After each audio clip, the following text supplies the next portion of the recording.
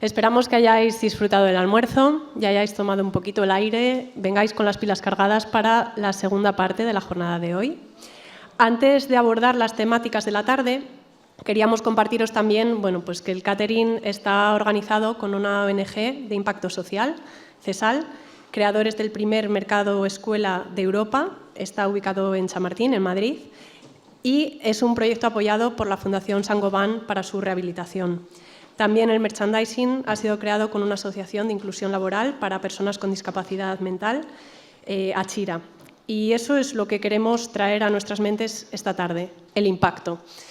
Esta sesión va a versar sobre dos temáticas principalmente, la industrialización y la digitalización, pero también con su impacto directo en los flujos de trabajo de la cadena de producción del sector en todas las fases de diseño, tanto de los productos como de los procesos, servicios y flujos. Para empezar, Javier Pérez Herreras, catedrático de Proyectos Arquitectónicos en la Escuela de Ingeniería y Arquitectura de la Universidad de Zaragoza, va a darnos una introducción sobre los procesos de industrialización tan necesarios en nuestro ejercicio profesional.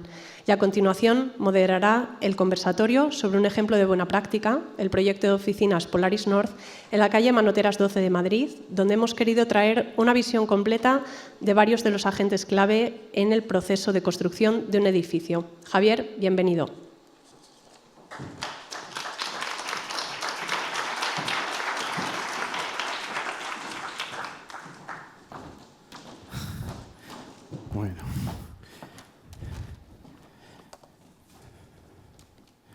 Bueno, pues primero buenas tardes y mi reiterado agradecimiento al Consejo Superior, a los miembros del Observatorio, a su directora y su subdirector, fundamentalmente porque son los que me traen aquí, ¿no?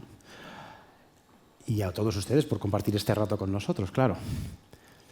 Me pedían un contexto histórico y yo casi dije, bueno, ¿y por qué no definimos el tiempo en el que vivimos?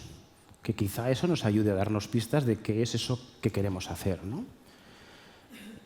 Estamos aquí porque hay un rumor, estamos aquí porque en el fondo todos nosotros, ustedes y yo, llevamos en el bolsillo una pequeña novedad, esa que sueña con cambiar la arquitectura para, como nos han contado antes, lograr una arquitectura mejor, esa cuyo motor es la industria. Pero eso no se ha producido todavía. Ese rumor es algo que anuncia eso, un cambio de paso. Y los que estamos hoy aquí no somos autores de ese cambio de paso. Somos los que llevamos nuestra pequeña novedad en el bolsillo, soñando que la anudaremos y con eso lograremos un cambio de paso. Y entonces lo que yo veo aquí delante de mí y conmigo mismo, si me permiten, es que ustedes y yo somos esos que queremos anudar la novedad, pues somos eso, artistas, somos artesanos de la novedad. Yo siempre traigo esta diapositiva primero porque cuando uno habla de la arquitectura con las manos de la industria, pues habla del maestro constructor, de ese buen maestro y buen constructor que concitaba a pies de la obra en su pequeño taller la novedad del buen herrero, la novedad del buen carpintero, la novedad del buen herrero. Y ellos producían eso que el maestro constructor diseñaba y que alzaba soñando construir la mejor arquitectura, esa que tocaba el cielo. Tocar el cielo es cambiar de paso. 100 años después de la anterior imagen, se produce esta. Hay 3 tratadistas franceses que deciden, bueno, la pregunta ¿cuál es entonces? Que es quizá la que tendremos que hacernos nosotros. ¿Cómo somos capaces de anudar esas novedades que logren cambiar de paso? Y establecen una relación epistolar, se escriben cartas, 12 cartas, y intentan definir qué es la retórica. Es decir, esa que convence a la lógica de que cuando uno acerca novedades, se anudan y se produce el cambio de paso. Y de aquella relación epistolar definen esas 12 cartas lo que llaman las 12 damas de la retórica. Yo les traigo esta, la dama de la loable deducción. Fíjense en la imagen. Ella no es ni la novedad del herrero, ni la novedad del cantero, ni la novedad del carpintero, ni la nuestra ni la suya. Ella es la artesana, esa que quiere reunir todas las novedades. Fíjense su mano derecha. En ella coge la novedad del arquitecto con su compás, la novedad del aparejador con su plomada, la novedad, no me acuerdo, la novedad del constructor con su escuadra. A sus pies tiene la novedad del buen estructurista en ese libro lleno de números. A su derecha en la mesa tiene, yo creo que tiene la novedad de ese hombre próximo que espera esa próxima arquitectura, incluso reada la mesa, llena de florecillas que en una imagen anterior ha ido recogiendo en otra de esas damas. Es la novedad del biólogo, de la naturaleza, del medio en el que nos implantamos. Y con su mano izquierda dice que anudar esas novedades es aquello que nos producirá cambiar de paso. Que esa novedad, la suya y la mía, la que llevamos en el bolsillo, sola no es suficiente. Sola no es suficiente. Y que si queremos lograr ese cambio de paso, lo que tendremos que hacer es anudarlas. ¿Para qué? Para superar la arquitectura que queda ya en, su parte, en la parte posterior de la imagen. Lo que yo les traigo entonces son dos relatos de dos cambios de paso, de dos tiempos de esa artesanía de la novedad que logran, casi de forma ejemplar para nosotros, qué podemos hacer para anudar esas novedades y lograr nuestro propio cambio de paso, ese que nos permita ser actores y autores de ese tiempo próximo. Voy a traer dos cambios de paso. El primero es doméstico y el segundo es el del mundo de la fábrica y la industria. Y empiezo con Mies. Esta es la casa Riel, es su primera casa. Es una casa que en un plano inclinado, donde Mies resuelve Alois Riel es un filósofo, es muy seductor, habla del hombre como artista de su vida. Yo caería también ante sus pies, ¿no? Fíjate, el basamento es el espacio que dedica al servicio de la propia casa. Sobre él sobrevuela esa cubierta picuda donde guarda los dormitorios, un poco ñoña. Y entre medio queda una estancia maravillosa, imprevista en la casa. Si uno llega a los planos, es tan importante ese espacio, ese elemento intermedio, que Mies le da nombre y le llama veranda. Veranda significa andar fuera estando dentro. Y Mies, que es consciente de su novedad, le dice al fotógrafo: bueno, tú fotografía las imágenes de la casa, esas que esperan las revistas, pero fotografía mi novedad, la veranda. Esta es solo su novedad, es una novedad solitaria. No hay la novedad del constructor ni del estructurista, no hay ninguna novedad. Es más, los muros y los pilares están hechos con ladrillo y luego un revoco, incluso una pilastra que intenta simular la entidad de esa veranda. Pero Mies sabe que esta es su novedad y Mies sabe que este es el germen de una futura vida doméstica, del hombre moderno. 20 años después, Mies vuelve a sacar su novedad del bolsillo y construye la Tugendhat. Es otra veranda, pero esta ya no es una veranda solitaria. Ha anudado una industria emergente, la del acero. El acero se convierte entonces y su estructurista en algo fundamental. Para Mies y esa novedad se convierte en la anatomía de aquel espacio, de aquella veranda. Fíjense en la sección de abajo. Es una sección que replica la estructura de la casa Riel. El basamento como espacio de servicios, el espacio intermedio ahora ya no es un simple elemento de salida, sino es todo el espacio público de la casa, que por cierto en una casa burguesa es impresionante, y sobre él la pieza de dormitorios. El plano de arriba es también de Mies, y es tan importante para Mies ese anudamiento con la estructura que lo identifica, es decir, esta es la otra novedad, esta es la anatomía de mi veranda, sin la cual yo no puedo sobrevolar y andar fuera, estando dentro. Y las imágenes de la obra reflejan la importancia que le da Mies a esta obra. Fotografía o pide que le fotografíen la construcción de aquella anatomía, esa que le permite liberarse del suelo para elevarse en el cielo y fotografiarse en ese espacio que ya es todo el espacio público de la casa. La casa, la anatomía, esa veranda es posible porque ha habido una novedad la que se ha anudado. Acuérdense de la señora de la loable deducción. Ya tiene en la mano el compás y el libro del estructurista, ¿no? Y no se fotografía en un espacio que evita el pilar. Quiere que se vea que la estructura es parte de esa novedad de esa casa. 20 años después, Mies se ha trasladado a América. Lo han empujado, los nazis lo han echado y construye una casa junto al río Fox a unos kilómetros de Chicago. Y Mies se hace una pregunta muy valiente. Dice, bueno, ¿y qué pasaría si aquella pequeña veranda de la casa Riel, que se convirtió en el espacio público de la casa Tugendhat, ¿Qué pasaría si esa veranda fuese toda la casa? ¿Y cómo lo resuelvo? Pues pido anudarme, busco cómo anudarme a esa industria del acero de una América que ha vencido la guerra, es decir, mucho más eficaz y perfecta que esa de Chequia en Breno, y que casi esa industria produce un elemento que llega a la obra y tal cual es un elemento constructivo. Fíjense en la diferencia entre la sección de la Casa Tugendhat y esta. Ahora los planos de Mies y los planos de la estructura son los mismos. La anatomía de la veranda se ha convertido en el elemento arquitectónico de la veranda. Es más, y que Mies me perdone, a mí me gusta más el plano de la estructura. Es donde todo se está sintetizando. Esa plataforma que vuela, esa estancia, andar fuera estando dentro, solo armada por aquella estructura. Y entonces cuando podemos decir, en ese anudamiento de novedades, que miramos a la industria como motor de ella, podemos decir que entonces la estructura se convirtió en arquitectura. Eso es lo que nos está pidiendo aquella dama de la loable deducción, que seamos capaces de que nuestras pequeñas novedades las pongamos en la mesa y las anudemos a las otras novedades.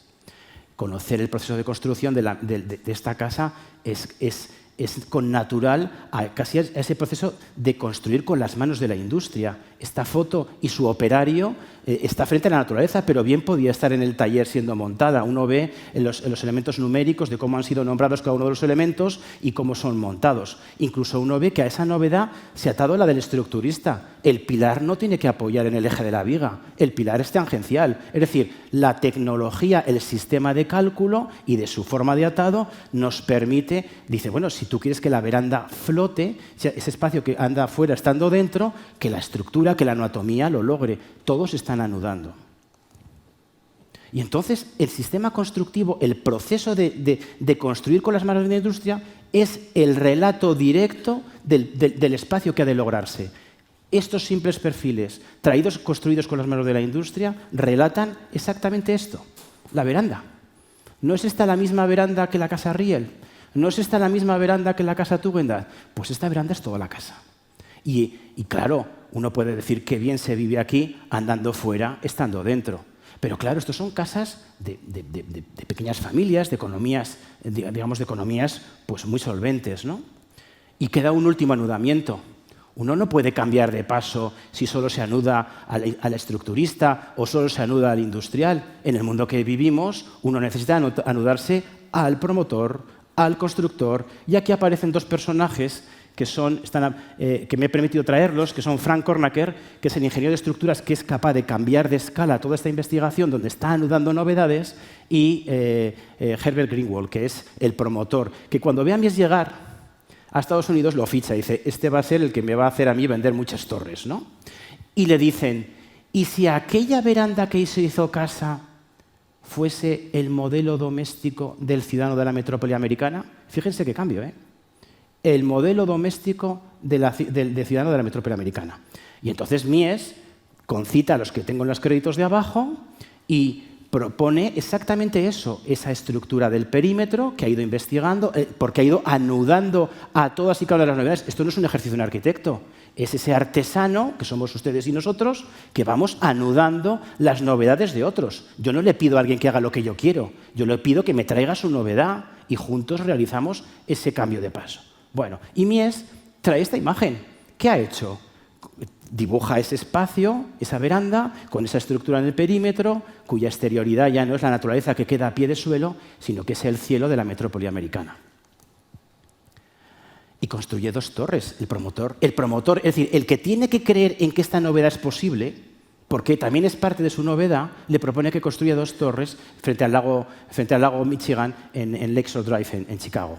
Y Mies construye eso, construye esa estructura en el perímetro que une en el interior a las piezas de aseos y las cocinas y deja como una especie de rosario de relato a todos y cada uno de los apartamentos que viven ese permanente andar fuera estando dentro. ¿No son estos apartamentos una veranda?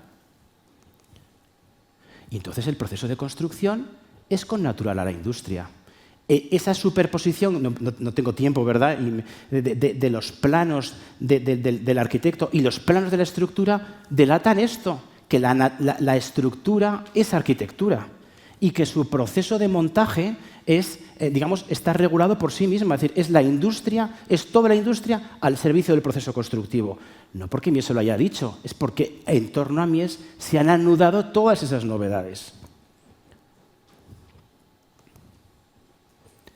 Claro,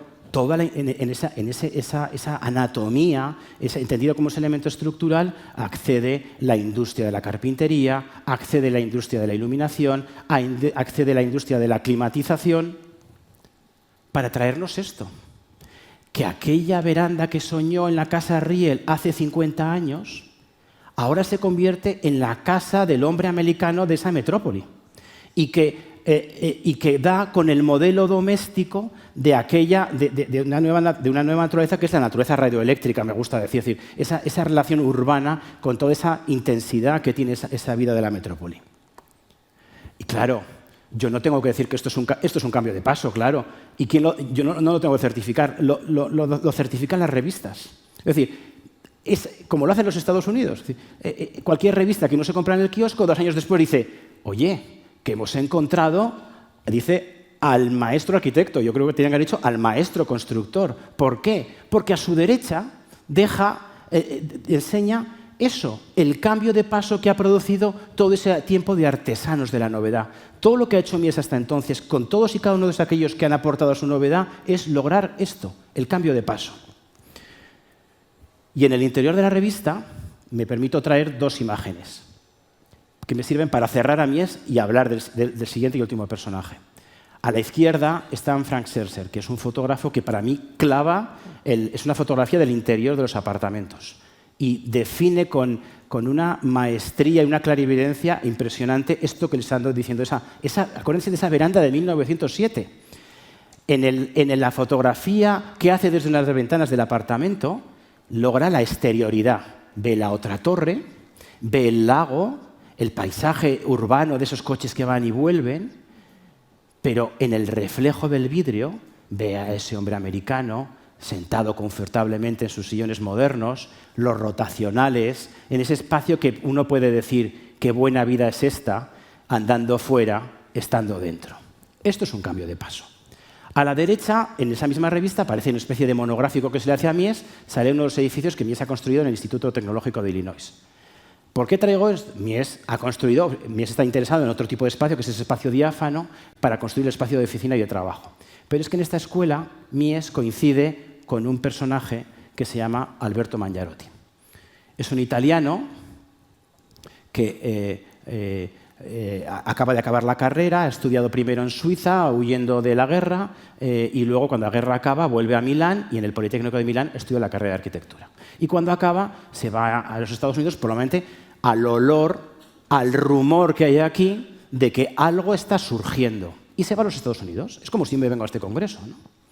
Y cuando conoce a Mies, conoce la obra de Mies, conoce ese construir con las manos de la industria y se vuelve a Italia. Estamos en los años 60 ya.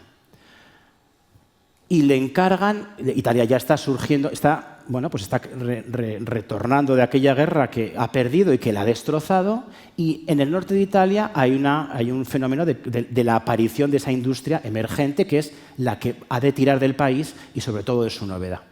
Y le encargan un almacén en uno de los canales en Mestre que lleva a Venecia.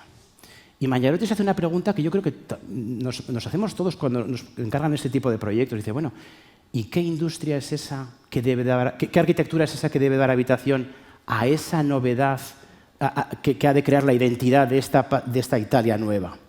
Y se contesta, esa identidad solo será cierta si uno, aquella novedad, la ata a su tiempo pasado. Mangiarotti dice, yo renuncio a esas cajas que alojaban, antes estaba hablando con uno de los invitados, renuncia a esas cajas anónimas. Hoy aquí hablamos de identidad, ¿no? Y dice, esa arquitectura será cierta, solo será cierta, si yo la ato a mi propia memoria. Y dice, bueno, y entonces es bien fácil el relato. ¿Y qué espacios hay que han dado habitación a momentos tan trascendentes en mi lugar? los templos. ¿Y qué es un templo? Un templo es eso que ata el suelo, la tierra y el cielo. Y entre ellos queda un elemento vertical, la columna. Y ni corto ni perezoso establece un basamento que se ata a la tierra, eleva, que lo construye con las manos de los hombres, eleva esas columnas, también construidas con las manos de los hombres, encofradas y hormigonadas in situ, y sobre ella eleva ese cielo. Que Mangiarotti y un compañero suyo, un ingeniero, ahora ya hay dos novedades anudadas, diseñan en una fábrica cercana unas piezas de hormigón pretensado que luego quedan trabadas por unas vigas de hormigón postesado. ¿Pero qué está diciendo? Yo quiero construir esa novedad que hable aquella identidad de mi propia memoria. Y Mangiarotti, como Mies, que es consciente de esa novedad que se acaba de meter en el bolsillo, dice, oye, fotografíame, que soy consciente de mi propia novedad. En este caso, la novedad, como la de Mies, cuando se fotografía no es solo suya, es también de Aldo Fabini, del ingeniero. Con esto quiero insistir continuamente que estas obras de arquitectura, estas artesanías de la novedad, son el resultado de anudar novedades, de anudar continuamente las novedades de los otros, que es probablemente lo que queremos hacer nosotros aquí. Cada uno venimos con la nuestra. ¿Cómo reunimos los que traemos cada uno? Y sus planos, traigo este plano porque me parece de una ingenuidad preciosa, ¿no? Fíjense que 10 años después que los Laser Drive, qué plano tan sencillito. Es decir, qué lejos quedaba Mangiarotti de aquella realidad. Pero eso no quita a que Mangiarotti y Fabini construyen esos elementos de hormigón pretensado, que todo el problema que tienen es que luego no saben casi cómo subirlos. El constructor, los medios de la construcción, otro anudamiento, aquí no es posible y el constructor lo sufre. Lo sufre entendiendo que esa especie de incapacidad de lograr que aquello que producía la industria tenía dificultades para lograr ser un elemento construido. Y logra esto, un almacén, pero un almacén cuya estructura que vuela, construida con las manos de la industria, se refleja sobre el propio canal diciendo yo me miro sobre mi pasado. Bueno, Mangiarotti es identificado por los industriales como ese arquitecto que está nombrando a la industria italiana. Es decir, la industria italiana ve en la obra de Mangiarotti esa identidad que él andaba buscando. Y prácticamente inmediatamente después le encargan ya no un almacén, sino una fábrica. Y Mangiarotti dice, bueno, ese templo se construye como un trilito. Pues hagamos lo siguiente. Fíjense qué maqueta tan ingenua. El trilito es el pilar, la viga y la cubierta. Y dibuja Mangiarotti, como la misma ingenuidad que el plano, se hace una maqueta con esos tres elementos que él diseña, ese pilar con el capitel pentagonal invertido, esa viga que demuestra su escala en ese hombrecito que coloca y ese elemento de cubierta. Es tan ingenuo que esta estructura funciona solo por gravedad y fricción. Pero qué precioso nudo. Este nudo no pertenece a la memoria, no pertenece a su tiempo. Nos vuelve a fallar el constructor. Las imágenes de construcción dicen de la escala que los ingenieros y el arquitecto han soñado y la dificultad del constructor por poner eso en pie. Entonces ve al hombrecillo, ¿verdad?, tan pequeño, en una situación tan frágil, frente a ese espacio que bien podía ser el espacio de los dioses, ¿no? Incluso la dificultad que tienen ellos en llegar y encajar esa viga. No sé si esto pasaría ahora esta imagen pasaría a cualquier revisión de seguridad y salud, ¿no? Es decir, que fíjense la diferencia de novedades. Cómo el arquitecto y el ingeniero sueñan en una novedad, pero el constructor todavía no puede con ella. Quizá tendrían que anudar esa otra novedad. Esto es lo que continuamente nos estamos preguntando. ¿Cómo equilibramos esas condiciones de novedades, ¿no?, para lograr estos nudos que bien dicen que merecen estar al lado de aquellos templos con los que conviven aquella Italia, ¿no? ¿No es esta novedad un templo más como aquellos templos que recibió Mangiarotti en el lugar donde vive? Bueno, y acabo. Mangiarotti, en ese éxito, ya no le proponen un almacén, ni le proponen una fábrica, sino que le proponen la fábrica y las oficinas de Uniform, que es un proyecto que se extiende en el tiempo. Es un proyecto mucho más complejo por el programa y por la flexibilidad que se le exige. Y Mangiarotti, casi con la misma ingenuidad, esos tres elementos del trilito ahora los convierte en Bueno, pues no tengo un pilar, sino tengo un pilar de 2 tallas distintas, tengo una cubierta, un elemento de cubierta con luz y sin luz, y la viga, que ahora ya no funciona por gravedad, es una viga invertida que caza a la cabeza del pilar. Y para mí este es el momento más importante. Y aquí se produce el cambio de paso. Mangiarotti y todas sus novedades, es decir, los de los ingenieros, la de los industriales, la de los promotores, deciden que esto se ha convertido en un sistema y lo patentan.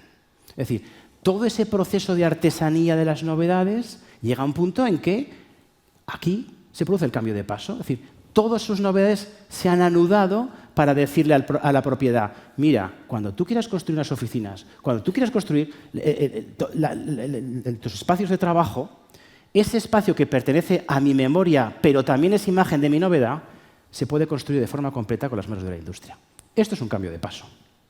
Y entonces uno disfruta, recuerden aquel primer pilar inmenso, alzando ese cielo tosco de aquel almacén en Mestre, que sujeta esa viga, ahora en C invertida, perdón, donde salen esos elementos de cubierta que coquetean con luz y sin luz, pero para decir que un buen espacio de trabajo, allí donde él vive, allí donde la identidad es tan necesaria como en cualquier lugar en el que vivimos, es aquel que que ata el suelo, ese basamento que dibuja en la piedra, del que emergen esos pilares bellos y ahora esbeltos sobre los que soporta esas vigas y esos elementos de cubierta.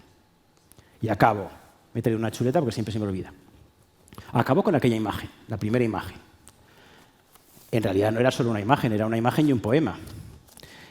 Los 3 tratadistas franceses acompañaban en la definición de qué debe ser eso que convence a la lógica. Cada uno definía una dama y encontraron 12 damas. Y el autor, que no recuerdo quién es ahora, no lo he apuntado, cada uno de los autores incorporaba un pequeño texto que explicaba por qué proponía esa dama, ¿no? Fíjense que es una dama artesana, que va con mandil, no es ni brillante ni famosa, trabaja en un espacio anónimo, tranquilo, donde solo que quiere es anudar todo eso. Y dice, el autor, en nombre de la dama, dice, el poema está en latín y en francés y yo se lo traigo en castellano, ¿no? Dice, sin duda me costó llegar. Claro, es que este proceso que estamos viviendo previo al cambio de paso, este congreso entiendo que se propone porque estamos en ese tiempo previo que necesitamos para anudar todas estas novedades, ¿verdad? Y dice, tardo en hablar para merecer un lugar. Yo creo que los que están aquí ustedes, es decir, vengo porque tengo esa mi novedad y porque me interesan las novedades de los otros.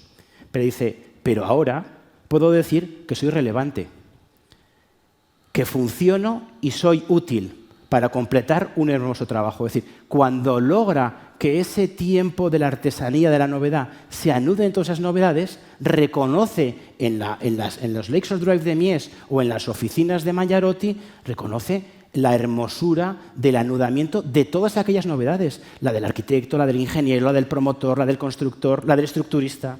Y dice, y una vez ensamblado, esto es literal suyo, una vez ensamblado, a mí me gusta decir anudado, uno debe darle un nombre. Claro, hemos cambiado de paso. Cuando uno cambia de paso, logra una tipología arquitectónica o un modelo arquitectónico. ¿Qué nombre le pondríamos a las viviendas de Mies? ¿O qué nombre le pondríamos a las oficinas? ¿O qué nombre le pondrían ustedes a ese anudamiento de todas sus novedades? Dice, un nombre que destaque a la obra por sus materiales y su hermosa presencia. Es decir, desvela toda la calidad de todas esas novedades que se han anudado. Y dice, aplico una mano prudente que le dé gloria y título. Bueno, pues este es lo que yo les venía aquí a proponer, es decir, más que una especie de contorno histórico, a mí me parece que es mucho más bonito definir ese tiempo que vivimos, ese tiempo que anuncia un cambio de paso. Me decía Fermín el otro día en una especie de dice, algo está pasando y parece que esto va en serio, ¿no? Bueno, pues ante ese rumor, nosotros nos reunimos aquí porque cada uno de nosotros llevamos esa novedad, cada uno en su disciplina, en su profesión, la que fuera, pero que solo el anudarlo será lo que nos resuelva en ese cambio de paso. Y para mí este es el tiempo más bonito, porque nos convierte en eso, en artesanos de la novedad. Muchísimas gracias.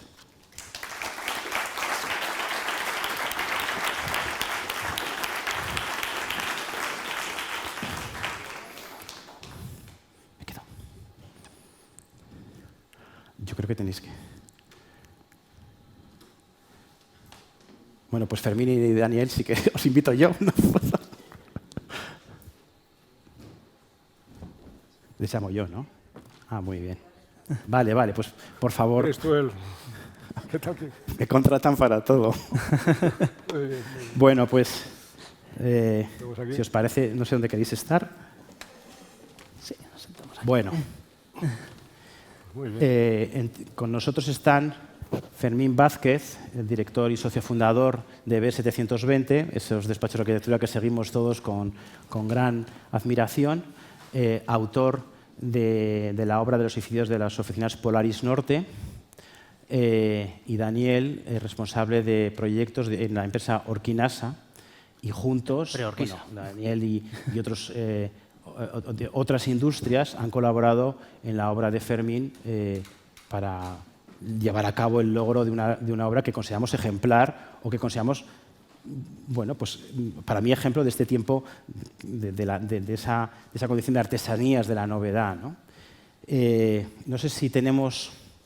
Yo casi le pediría como introducción a Fermín que haga un pequeño relato de esa obra de una forma breve. Ya sé que esto es un poco mal educado. Es la propiedad la que nos dicta.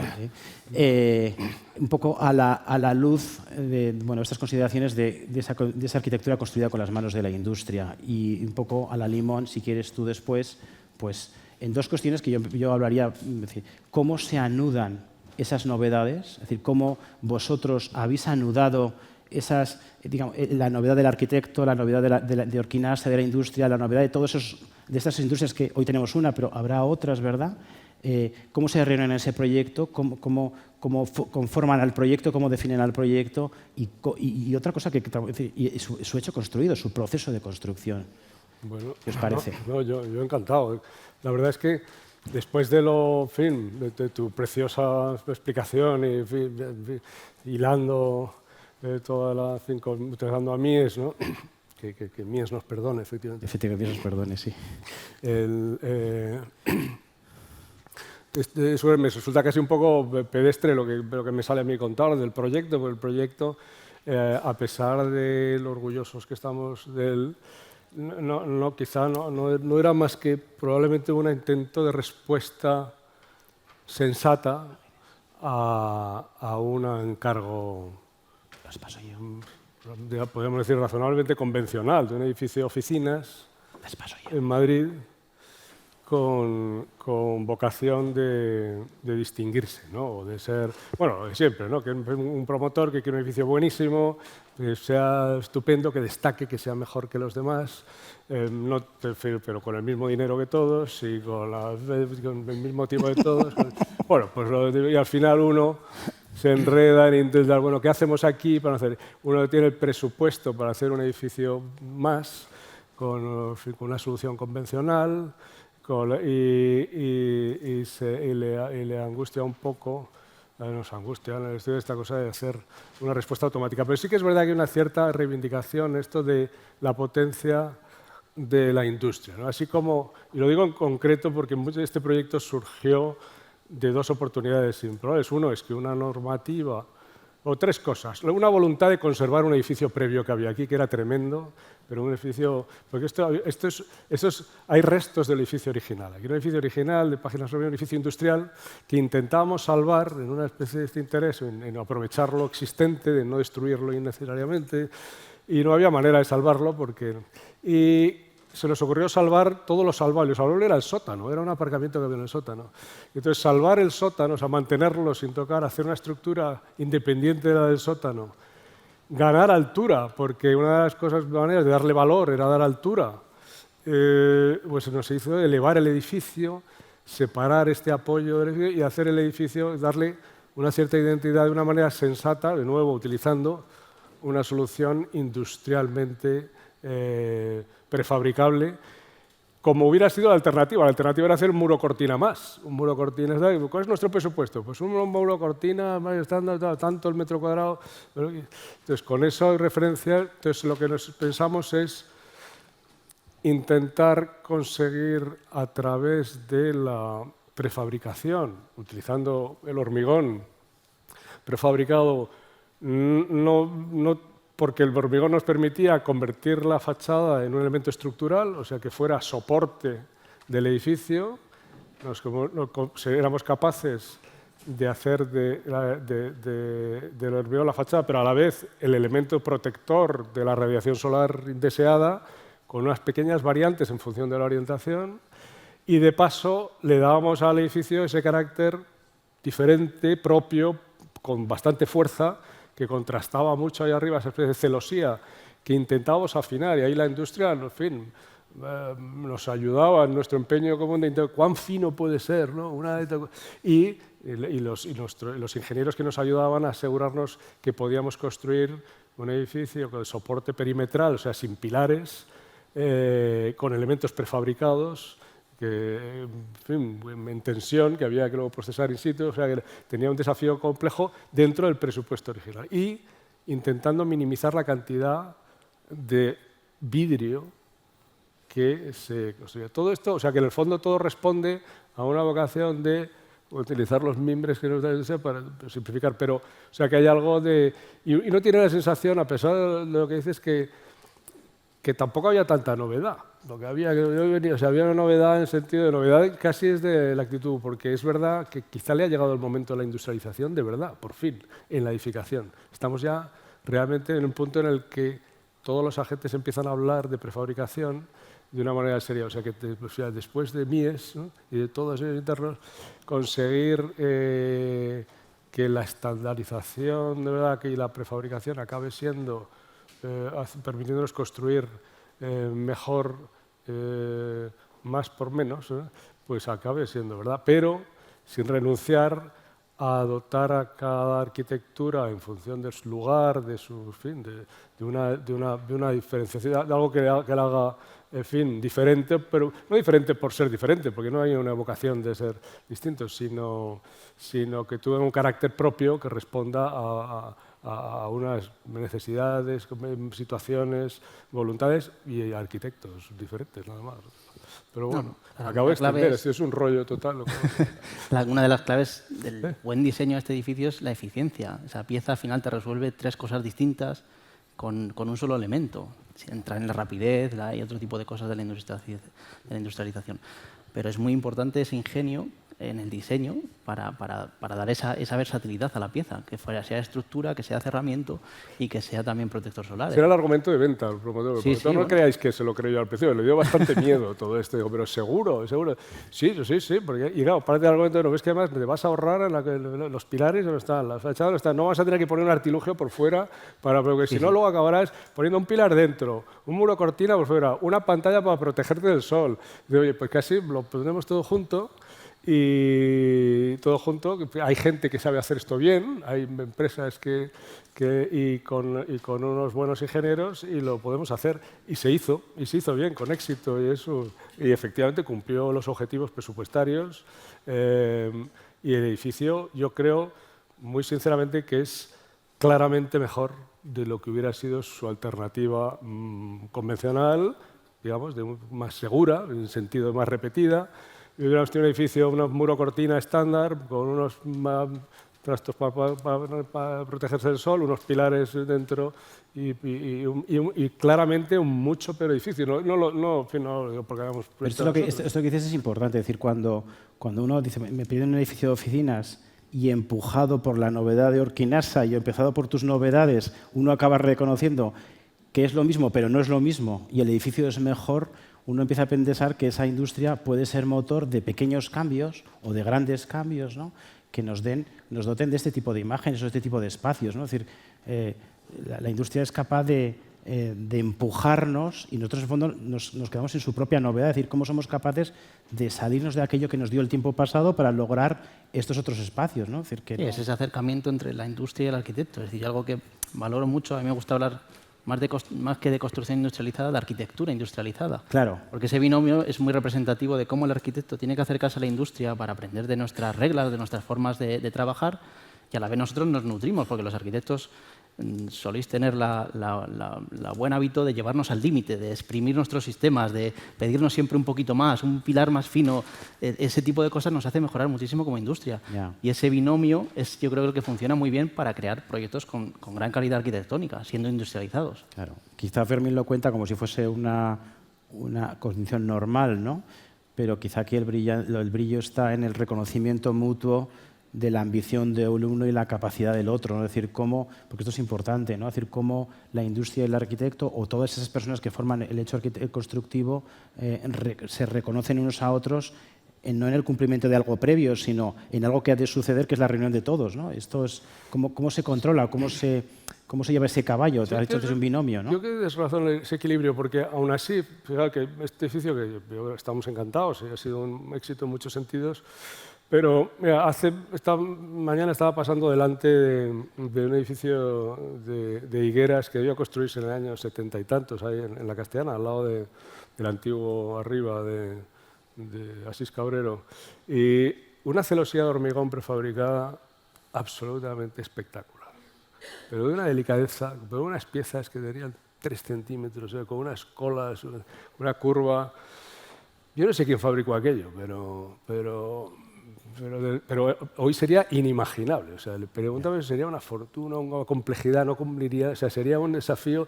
Lo digo porque a veces este es un proceso que va como empujones, ¿no? Lo mismo, estamos restaurando un edificio en Barcelona, de Fargas, una maravilla de ejecución, de un muro espectacular, con unas piezas móviles, imposible. Estamos restaurando, imposible reproducir eso hoy en día. O sea, no sería, nadie se le pasaría por la cabeza aceptarte, meterte en ese lío. O sea, que ha habido momentos de confianza en la capacidad de la industria y en el ingenio, ¿no?, de los arquitectos, ingenieros, que luego no ha sido seguido del todo, porque ha habido como, o sea, hay vidas y venidas. Yo creo que quizás este es un momento sí que es un cierto momento de la verdad, pero empiezo a notar en los promotores, incluso los promotores en fin, que hacen vivienda estándar y que responden a esta necesidad acuciante con productos seguros, por así decirlo, ¿no?, de poco riesgo, sí que están ellos mismos demandando un nivel de industrialización altos como respuesta a su propia necesidad de garantizar plazos, precios. Y yo creo que para mí es interesante eso de que dependa más de una necesidad real que de las ocurrencias del ingenioso, ¿no?, de que viene pero prometiéndolas. Y en eso empieza uno a creer que esto puede ocurrir de verdad, con las grandes ventajas que da. O sea, que yo creo que es verdad que nos estamos abocando a una construcción cada vez más industrializada. Y quiero creer que con un poco de suerte vayamos volviendo a los niveles de excelencia en soluciones mejores que permite eso. Y no simplemente cortocircuitos para hacer cosas un poquito más baratas o marginalmente más... No, al final esto es salir un poco de la zona de confort, es decir, sí, ahora mismo hay una demanda por la escasez de mano de obra en las obras de construcción y estos sistemas tienen mucha más tirón. Pero efectivamente este tipo de edificios pues, nos saca a todos de nuestra zona de confort y es complicado que tanto los estudios de arquitectura, constructores, promotores, incluso el industrial, nos lancemos a este tipo de retos, porque al final son retos para nosotros.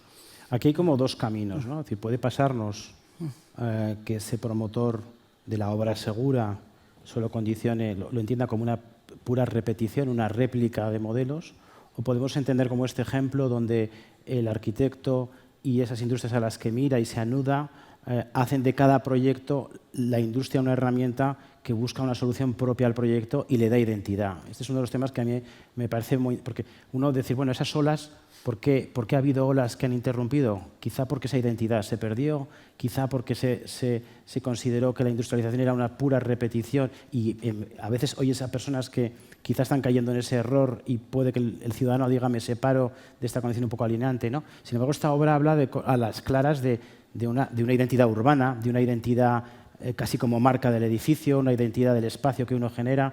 ¿Qué caminos piensas, Fermín? Sí, es una cosa curiosa eso que dices, porque hace no tantos años hubo otro repunte de la expectativa respecto a la industrialización, que tenía que ver con lo contrario al gran avance en la industria de la edificación.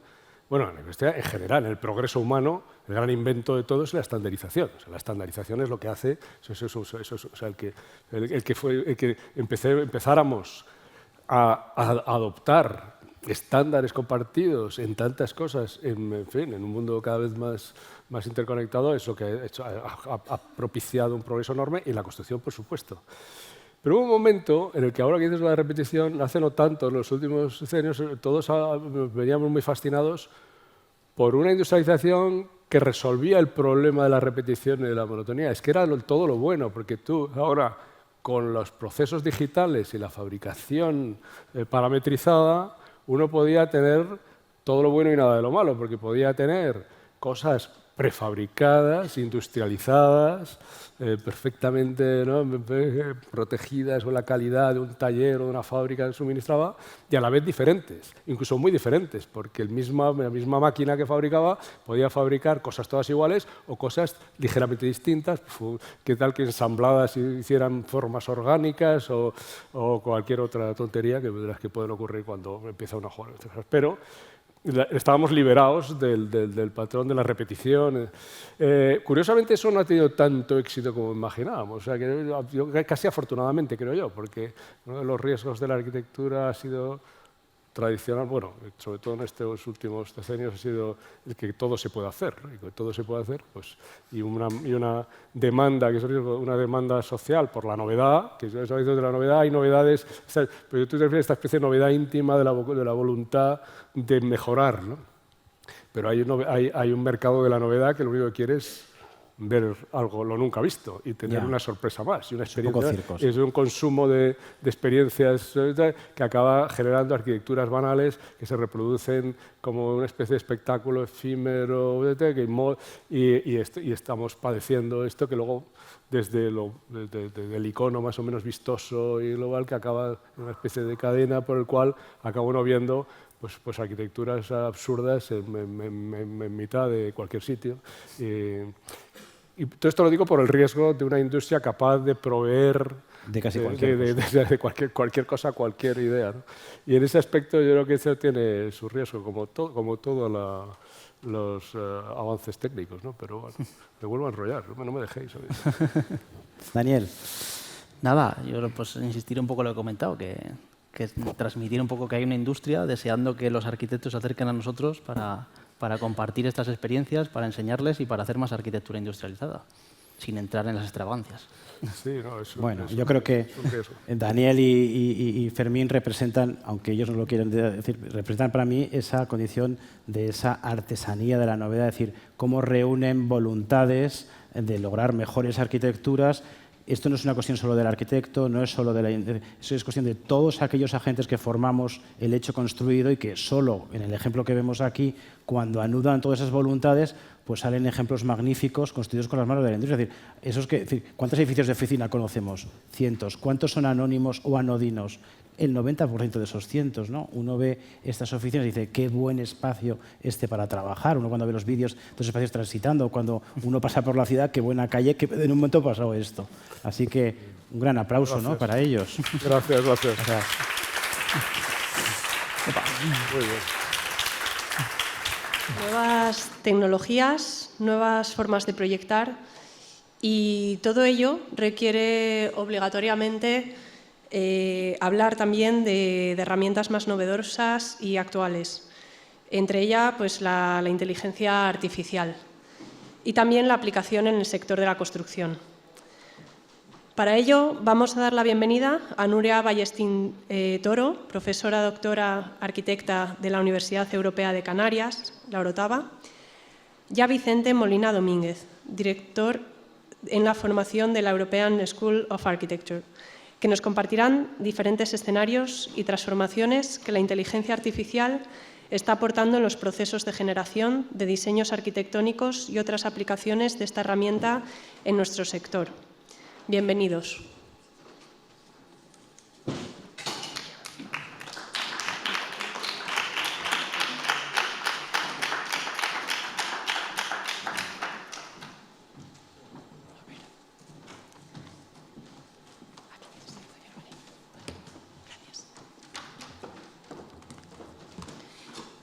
Buenas tardes a todos, a todas. Muchas gracias.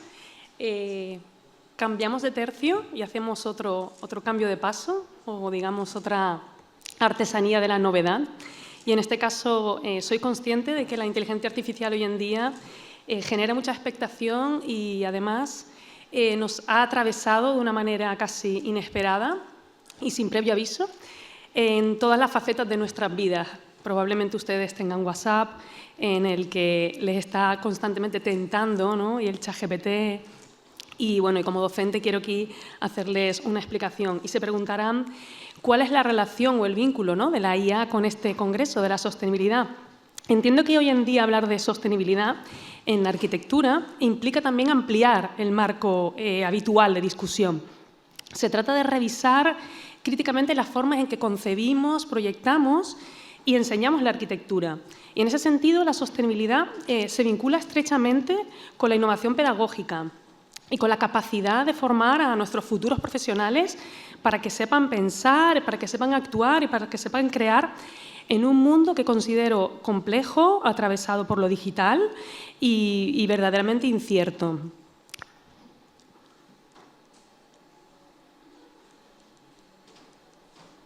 Y nos preguntamos por qué incorporar la inteligencia artificial en la enseñanza de la arquitectura. Ustedes también se lo preguntarán.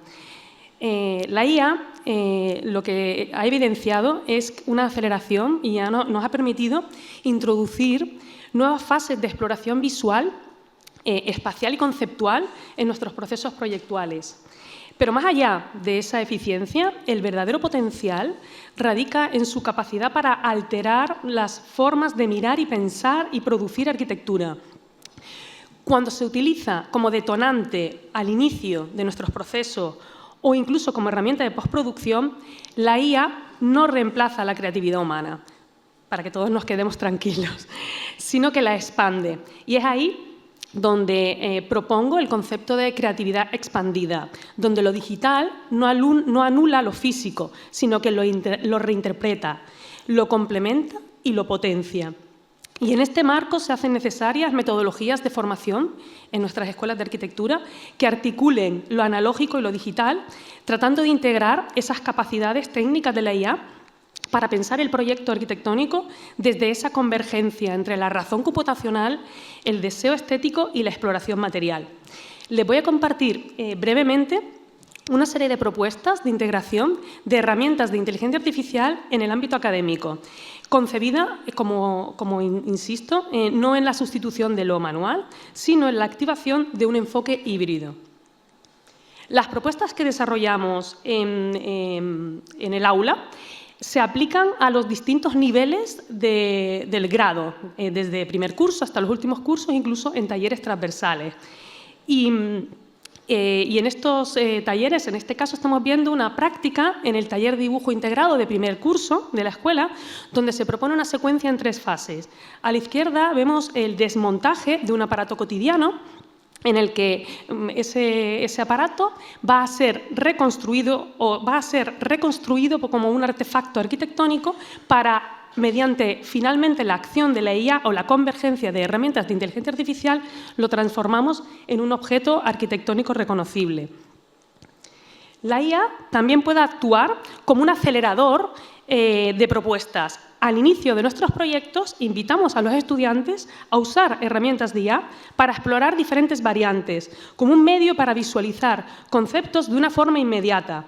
La IA integrada en el inicio, en la fase de ideación o también en la fase de postproducción, permite a los estudiantes explorar múltiples alternativas espaciales en un breve, reducido espacio de tiempo.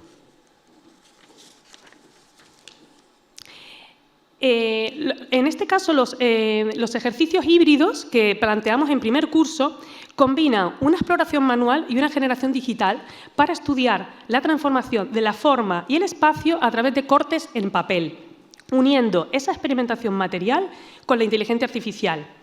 Y a partir de estas imágenes generadas por la IA, se inicia un proceso de análisis y síntesis para traducir esas nuevas formas con ese enfoque que necesita el arquitecto, un enfoque preciso de plantas y secciones. La IA permite a los estudiantes de primer curso, sin todavía manejar o tener un dominio completo y técnico avanzado, que exploren de una manera inicial formas complejas que superan el límite que tienen por esa limitación técnica, que no se limitan a hacer una simple caja, sino que se exploran otras formas que para ellos, con sus herramientas iniciales, sería imposible si esa IA no media. Además, con herramientas IA, en este caso son herramientas que modelan el 3D a partir de una imagen 3D, los alumnos que tienen dificultades para representar esas formas iniciales que tienen en 3D pueden comprender tridimensionalmente sus diseños y llevados a otras herramientas que pueden ser manejados y sintetizados en plantas y secciones, que sería muy difícil sin esta conversión del 2D al 3D, con estas herramientas de IA. Este es un ejemplo de un taller vertical que realizamos con los estudiantes, en donde se ejemplifica la fusión entre lo físico y lo digital. Y en este taller elaboramos un hábitat para una criatura no humana, la escaneamos con un escáner 3D, la imprimimos también en 3D, la obtuvimos en escala, entrenamos una serie de modelos de IA capaces de modificar su materialidad para crear simulaciones en múltiples escenarios posibles. Desde luego, lo que está claro es que la IA está suponiendo, está modificando una gran variación en los flujos de trabajo de nuestros procesos proyectuales, pasando de un flujo tradicional de análisis, proyectación modulado y finalmente una creación de imágenes 2D a invertir ese flujo en el que, como vemos en la parte inferior, la integración de la IA recoloca esa generación de imágenes finalistas al comienzo del proceso, a modo de una especie de exploración acelerada. La intermediación de esa inteligencia artificial es de naturaleza esencialmente diferente, pues estos dispositivos no se entienden solo como herramientas, sino como colaboradores creativos, como un co-creador que nos acompaña, no como un ente creativo independiente. Para cerrarme, quiero resaltar 3 ideas fundamentales que considero interesantes para debatir o para que podamos discutir con mayor profundidad, si tenemos la ocasión.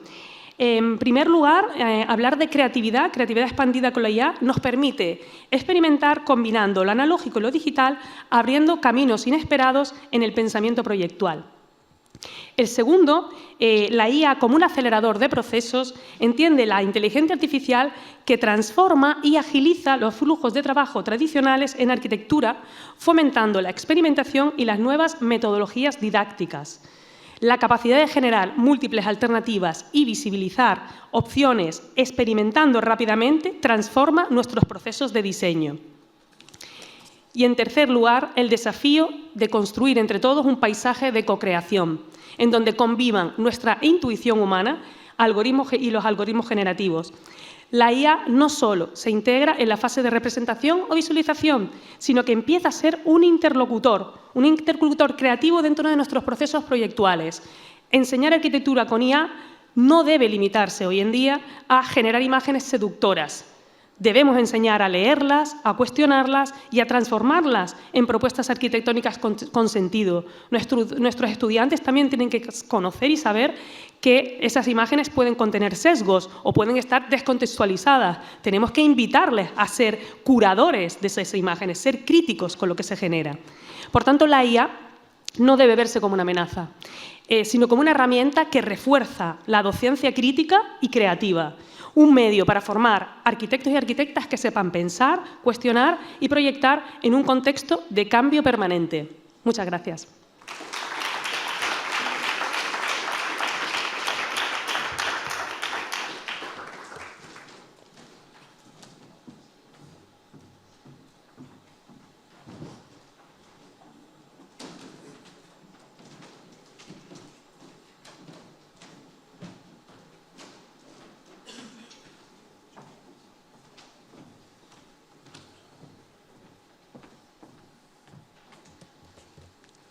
Buenas tardes, ¿qué tal? Soy Vicente Molina, arquitecto, ingeniero de la edificación. Quería hablar sobre la inteligencia artificial aplicada al sector profesional. En este caso quería comenzar con una confesión sobre lo que hace la IA, lo que está haciendo ya la IA en nuestro estudio y cómo la estamos aplicando a los distintos flujos de trabajo que hemos creado. En este caso, la IA ha venido con mucha fuerza, sobre todo en 3 pilares fundamentales, ¿vale? Uno que sería el de IA generativa, como imagen, como fuerza creativa, ¿no? Como dice Nuria, que nos ayuda a la fase creativa, a la fase de estudios previos de un proyecto, ¿no?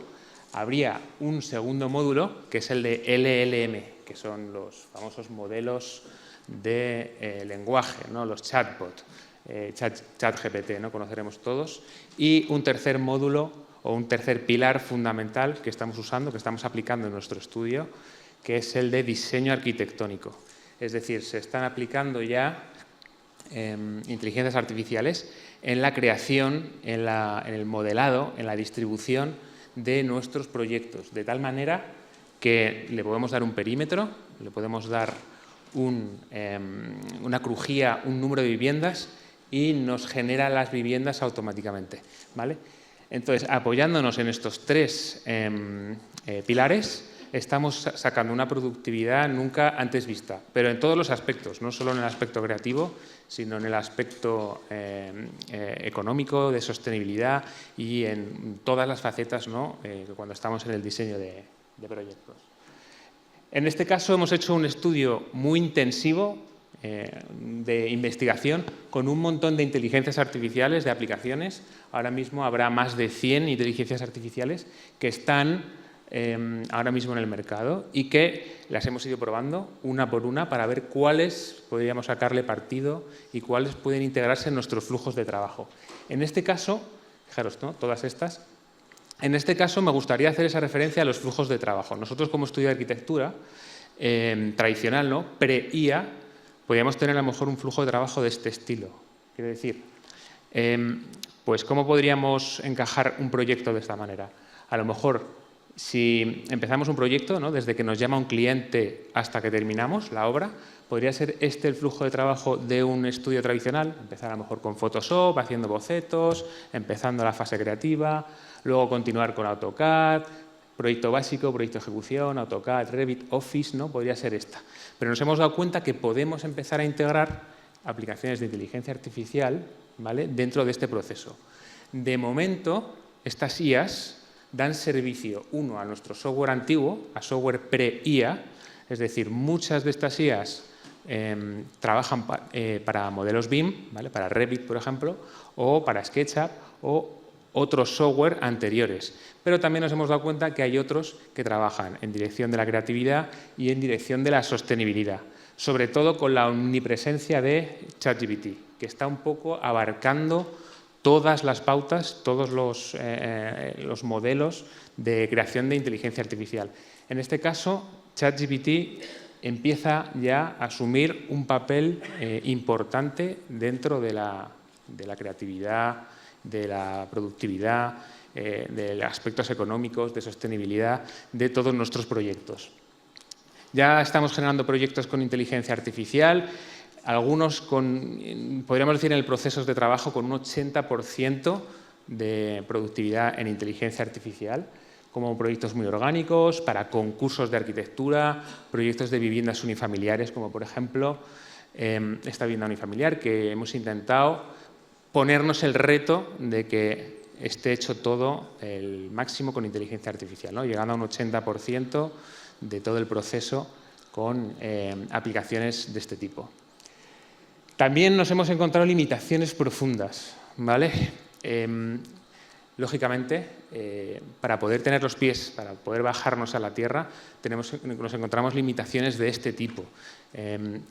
Las que hemos tenido que ir a investigar, nos hemos topado con ellas, son barreras que hemos tenido que esquivar y que aceptamos. Es decir, poco a poco se van resolviendo, se van solucionando las limitaciones, pero sabemos que están ahí, tenemos que ser conscientes, muy conscientes nosotros como arquitectos, que existen. Entonces, me gustaría abrir una ventana al futuro, hacer una especie de ejercicio entre todos de abrir qué está ocurriendo, ¿vale?, con la inteligencia artificial, porque la vimos así un poco de soslayo y no sabemos qué ocurre. Pero me gustaría que hiciéramos esta reflexión, ¿vale?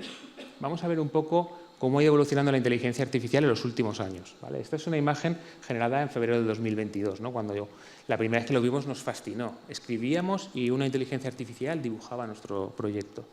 Fue evolucionando y fue trabajando. Esto es un prompt muy sencillo de una torre de 150 metros que fuera girando como una caja. Fijaos, ¿no?, cómo ha ido evolucionando poco a poco en cada uno de los años y llegando hasta el punto final. Esta es la última versión, la 7, en abril de 2025, donde hemos pasado en solo 3 años de esta versión 1 hasta la versión de abril de 2025. Entonces, ¿por qué os cuento esto? Me gustaría que viéramos un poco, hiciéramos, como ha dicho Nuria, salirnos un poco del marco y decir, ¿qué va a ocurrir cuando la versión sea la versión 14.0? ¿Qué nos vamos a encontrar? Pues puede ser, y estamos ya viendo protointeligencias artificiales que trabajan muy intensamente, muchos desarrolladores, en 3 conceptos. Lo primero es la generación del 2D a 3D a partir de imágenes. ¿Podemos imaginarnos una inteligencia artificial que haga imágenes finalistas de este tipo y luego puedan aportarnos un 3D? ¿Podría ocurrir eso? ¿Podría una inteligencia artificial crear imágenes de este tipo y que tuviera una coherencia, que tuviera un respeto por el entorno, que pudiera tener un sistema industrializado, como ha hablado Fermín o como han hablado el resto de ponentes? Pues todo indica que sí, ¿no? ¿Podría tener esta imagen la personalidad del propio humano, del propio arquitecto, que pudiera mimetizar los proyectos que ya ha hecho, pre-IA? ¿Podría generar plantas y alzados y secciones a partir de una planta, a partir de un prompt? Bueno, esto nos lleva a una paradoja que puede ocurrir, ¿no? Si intentamos echar la mirada al futuro, intentar ir un poco más allá, podemos encontrarnos con esto, que no es un problema, parece una ventaja, pero que puede ocurrir, ¿no? Y es que escribimos un prompt, que es el texto que le escribimos a la IA, y nos saque directamente un proyecto de ejecución completo. Esto ya vemos, ya hay algunas aplicaciones que están intentando sacarlo con resultados insatisfactorios, ¿vale? Parece de ciencia ficción, pero en algún momento podremos decirle: ¿puedes hacerme un proyecto de ejecución en esta calle, en este número, para este proyecto? Y que te haga completamente todos los planos de arquitectura, estructura, instalaciones, todas las facetas, ¿no? Entonces, ¿cuál sería el papel del arquitecto, ¿no?, en este caso, ¿no?, en este caso que estamos hablando? Bueno, pues yo veo 3 aspectos fundamentales que podemos encontrarnos. Uno es que con este abanico, ¿no?, como decía Nuria, de propuestas que nos ofrece la inteligencia artificial, nos va a hacer que tengamos que tener una sensibilidad y gusto específico. Podéis imaginaros un proyecto con 1000 propuestas sobre la mesa y tengamos que decir, esa es la que vamos a utilizar, esta es por donde vamos a ir. Pues va a ser un poco este papel, ¿no? Porque estos proyectos de ejecución o este proyecto final que nos va a crear va a ser un proyecto inmediato, ¿no?, que tarde minutos en generarse y nosotros tengamos que tomar la decisión. El segundo aspecto esencial es la técnica, es decir, saber cómo trabaja la inteligencia artificial, cómo piensa, cómo se desarrolla, ¿no? Esa será una cualidad muy importante, lógicamente, ¿no? Si no sabes cómo piensa y si no sabes dónde está, por dónde va, es difícil de hacer. Y el último es curioso y sirve como de reenganche al arquitecto 1.0, que es la cultura arquitectónica, ¿no? O sea, tener un fondo, un background arquitectónico fuerte y poderoso va a hacer que tus proyectos sean mejores. Lo que está claro es que la arquitectura sobrevivirá. Está ahora en nuestra mano decidir si la ola nos va a comer o la vamos a subir y surfear. Muchas gracias.